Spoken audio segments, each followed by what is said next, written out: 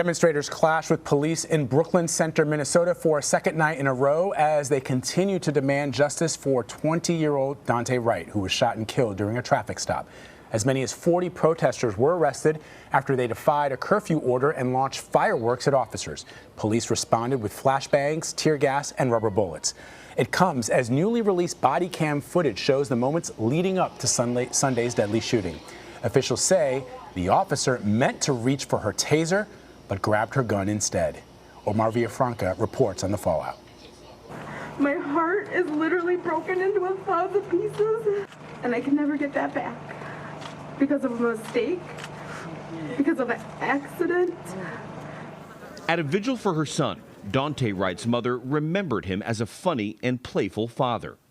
Those tributes echoed by China Whitaker, the mother of Wright's son, Daunte Jr. I didn't get to say goodbye to him.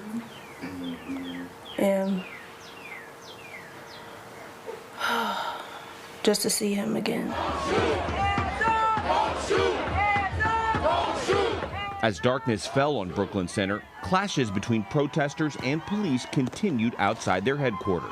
You are in violation of the curfew. The unrest followed the release of body cam video showing the moments leading up to Wright's death. After pulling Wright over for an expired registration tag, officers learned he had an outstanding warrant stemming from 2 misdemeanor charges. When the officers tried to handcuff Wright, he struggled to get back in his car. That's Officer Kim Potter yelling, "She will tase Wright."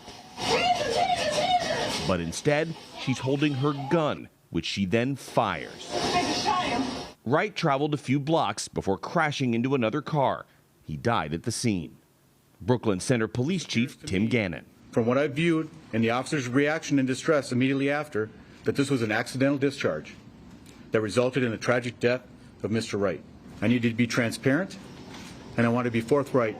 Officer Potter has been placed on administrative leave, but some people are calling for her badge, including Mayor Mike Elliott. We cannot afford to make mistakes that lead to the loss of life of other people in our profession.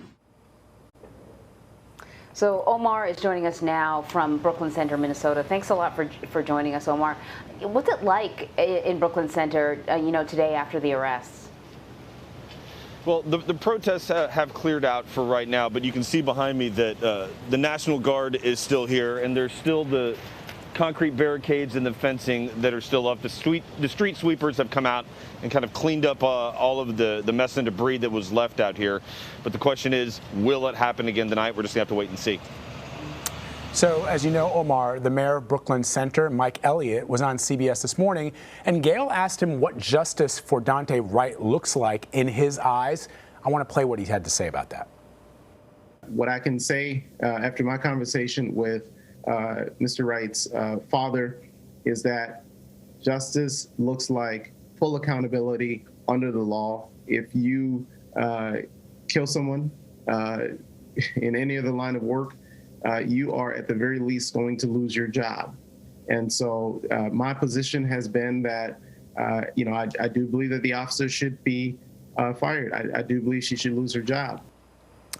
The mayor also said that there will be a full investigation into the incident, Omar. But what else is the mayor doing in response to this shooting and, more importantly, to the protest? Was he out there last night when the protesters were out? I know you and other reporters were. I know people are angry. They're even angry at some members of the press because they believe erroneously that when we tell their stories and we shed light on the trauma that they're going through, that somehow that's going to be lost in the translation. So I wonder if you saw any officials from the local government out on the streets yesterday evening. I mean, there was a lot of, obviously, riot gear police. There was National Guard out here as well. So that's one side that we're seeing. I'm not sure if the mayor was out here or not. As far as people being upset at the media, listen, that's kind of expected. Emotions are running high. People are upset. They're hurt, not only because of this recent incident from Sunday, because they're still reeling after what happened with George Floyd and the Derek Chauvin trial that's going just a few miles away. As far as what's being done as far as an investigation here, The city council, we learned that the city manager was fired, relieved of duties last night. We're trying to get more clarification on what that will mean as the way the city government of Brooklyn Center operates. We also learned that the city council gave the power of the police department to the mayor. So we're going to see what that will mean, if there's going to be any new tactics coming up tonight. Like I said, as far as the curfew, also I want to bring up, the curfew ended at 6 a.m. this morning. We are not sure if the governor is going to put another curfew into effect. Again, we're going to have to wait and see, but it's still touch and go. Emotions are still raw here. Yesterday, we heard from Daunte Wright's mother. She spoke at a vigil. It was heart-wrenching to listen to her, but she shed some light on who her son was. I want to play some of that sound. He had a smile that was angelic. He lit up the room. He was funny, he played, he was an amazing son, and he's going to truly be missed by everybody. He had a 2-year-old son. She just mentioned what we saw in your story, that he had a son. What else do we know about Daunte Wright?